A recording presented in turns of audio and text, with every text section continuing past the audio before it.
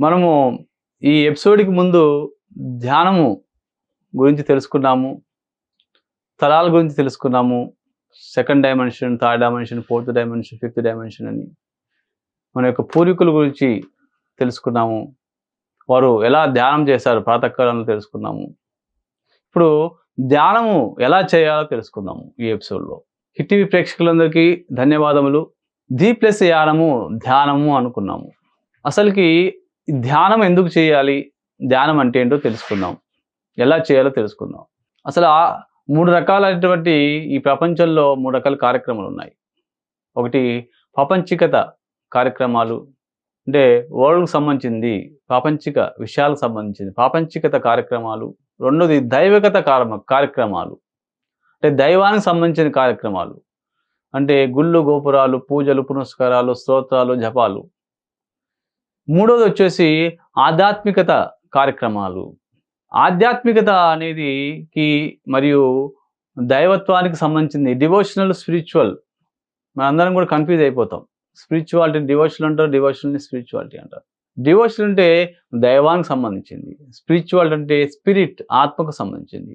అంటే ఆధ్యాత్మికత అంటే ఆది ప్లస్ ఆత్మ, ఆధ్యాత్మ అంటారు. ఆది అంటే మనం మూలం నుంచి ఏదైతే సనాతనమైనటువంటి విశ్వం నుంచి ఆవిర్భవించామో, ఈ యొక్క ఆది ఆత్మకు సంబంధించింది. ఆధ్యాత్మ కథ అంటే సారాంశము, అదే ప్రయాణము. ఆధ్యాత్మికత అంటే ఆది మూలం నుంచి వచ్చిన ఆత్మల యొక్క ప్రయాణమే ఆధ్యాత్మికత. మన ఆత్మలను తెలుసుకోవడమే అది ఆధ్యాత్మికత, అదే స్పిరిచువాలిటీ అంటారు. డివోషనల్ అంటే ఏమిటంటే, మనకి ఆత్మ గురించి తెలియదు కాబట్టి నేను శరీరాన్ని, నాకు ఈ మనసు చేసే ఎన్నో రకాలైన గందరగోళాలు, భయాలు బయటపడాలంటే నాకు దైవమే దిక్కు అని మనం పూజలు పునస్కారాలకి, మన తర్వాత గుళ్ళు గోపురాలకు వెళ్తుంటాం, స్తోత్రాలు చేస్తాము, జపాలు చేస్తుంటాం. అందుకోసమే భగవద్గీతలు చెప్పారు ఏంటంటే, కోటి పూజ సమస్తోత్రం, స్తోత్రకోటి సమో జప, జపకోటి సమో ధ్యానం, ధ్యానకోటి సమోలయ అన్నారు. పూజ కోటి సమస్తోత్రం అంటారు. 1,000 సార్లు పూజ చేస్తే ఒక స్తోత్రానికి సమానము. స్తోత్రకోటి సమో జప అన్నారు. అంటే 1,000 సార్లు స్తోత్రాలు చేస్తే, అంటే పారాయణాలు, తర్వాత ఎన్నో రకాలైనటువంటి ఎన్నో పారాయణాలు చేస్తుంటాం. అన్ని చేసినప్పుడు దానికి ఒక జపం, నామ జపంతో సమానం అంటారు. జపకోటి సమో ధ్యాన అన్నారు. అంటే 1,000 సార్లు ఏదైనా మంత్ర బీజాక్షరంని జపించిన దానికి ఒక క్షణము కానీ, ఒక నిమిషం ధ్యానంలో కూర్చుంటే దానికి సమానం అని చెప్పారు. ధ్యానకోటి సమోలయ అన్నారు. అంటే మన 1,000 సార్లు అంటే 1,000 క్షణాలు అంతర్గతంలో మనము సాధనలో కూర్చున్నప్పుడు మనము విశ్వంలోకి లయం అవుతాం, అంటే లయ అనుసంధానం అవుతాం. అంటే ఇక్కడే కూర్చొని మనం విశ్వంలో ఉన్న ఎన్నో రకాలైనటువంటి అద్భుతాలను మనము ఈ యొక్క దివ్యచక్షు ద్వారా మనం దర్శించుకోగలుగుతాము. ప్రతి ఒక్కరికి దివ్యచక్షు ఉంది, ప్రతి ఒక్కరికి కూడా ఈ యొక్క సహస్రారం ఉంది. భగవంతుడికి ఏదైతే మనము డివోషనల్ అంటే దైవత్వంలో ఏదైతే మన విగ్రహాల్లో చూస్తున్నామో, శివుడికి 3వ కన్ను ఉంది, తామర పువ్వులో కూర్చున్న లక్ష్మీదేవి, సరస్వతీదేవి, శివుడి చేతిలో ఉన్న త్రిశూలము 3 కోణాలు ఉన్నటువంటి, మరి విష్ణువుకి శంకు, చక్రము, గద, ఢమము అని వాళ్ళ యొక్క విగ్రహంలో ఉన్నటువంటి ఆయుధాలను, మరి వారి యొక్క పట్టుకున్న వస్తువులు మనము గమనిస్తూ ఉన్నాం. అవన్నీ కూడా మనలోనే ఉన్నాయి, అంతర్గతంగా ఉన్నాయి. అవన్నీ బాహిర్గతంగా మనకి చిత్ర రూపంలో చూపించారు. అంటే అంతర్గతంగా కనిపించదు కాబట్టి బాహ్య రూపంలో చూపించారు.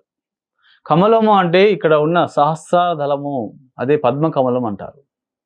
అది చూపించలేక అందులో కూర్చున్నట్టుగా చూపిస్తున్నారు, చేతిలో కమలం పట్టుకున్నట్టుగా చూపిస్తారు. సో అవన్నీ మనలో ఉన్నావని తెలియజేసేదే ధ్యానము.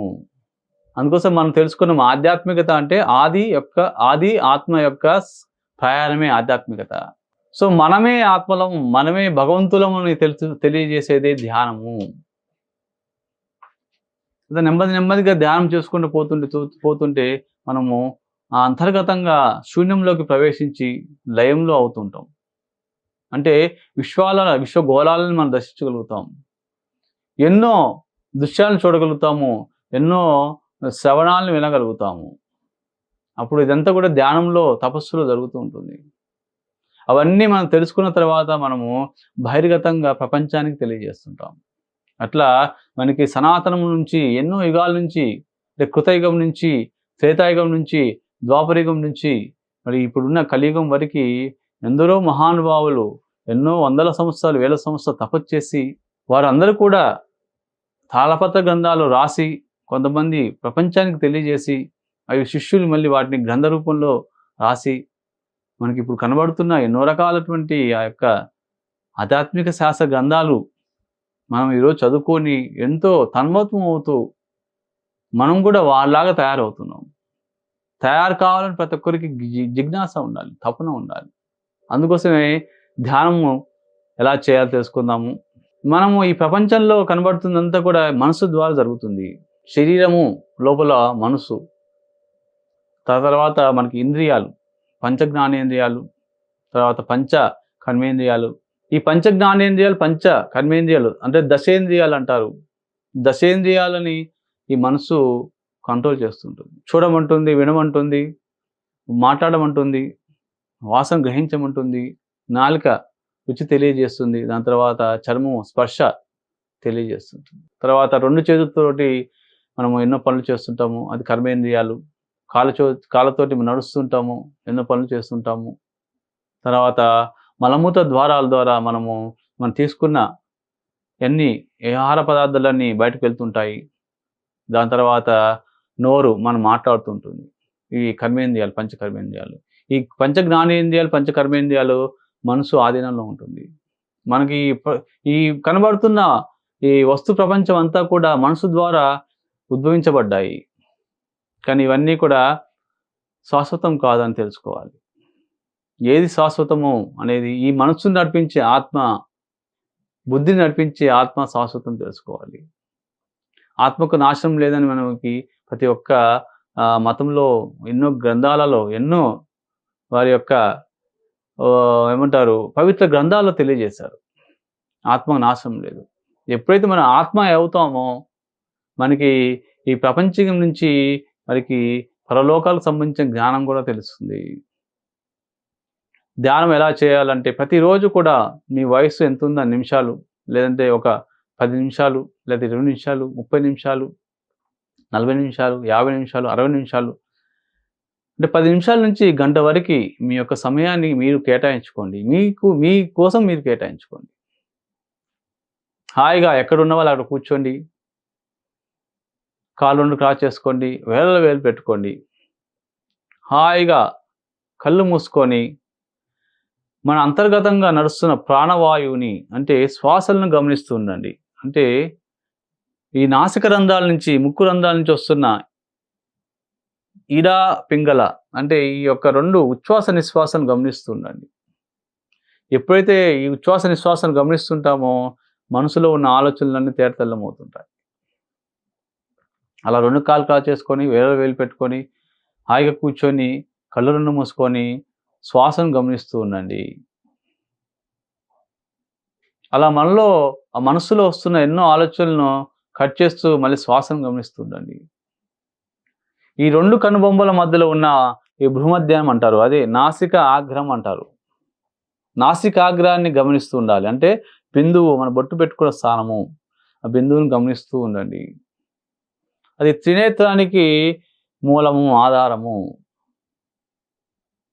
అలా అలా అలా ఈ యొక్క భూమధ్యము గమనిస్తూ మన తర్వాత శిఖ అంతము, అంటే తల మధ్య భాగాల్లో ఉన్నటువంటి ఈ యొక్క బ్రహ్మరంధ్రాన్ని గమనిస్తుండండి. ఇదే ఆది, మధ్య, అంత్యము. ఇది ఊర్ధ్వ స్థాయికి సంబంధించింది. అలా 10 నిమిషాల నుంచి గంట వరకు ధ్యానం చేస్తూ ఉండండి. కళ్ళు తెరిచే ముందు 2 చేతులు విడతీసి కళ్ళ మీద పెట్టుకొని హాయిగా చిరునవ్వుతో కళ్ళు తెరుస్తూ అంతర్ప్రపంచం నుంచి బాహ్య ప్రపంచంలోకి మనము అడుగుపెట్టాం. మనం తర్వాత ఎపిసోడ్లో ధ్యానం ద్వారా వచ్చే అనుభవాలు, ధ్యానం వల్ల ఎన్ని సిద్ధులు సంప్రాప్తిస్తాయి తెలుసుకుందాం. కృతజ్ఞతలు. కృతజ్ఞతలు.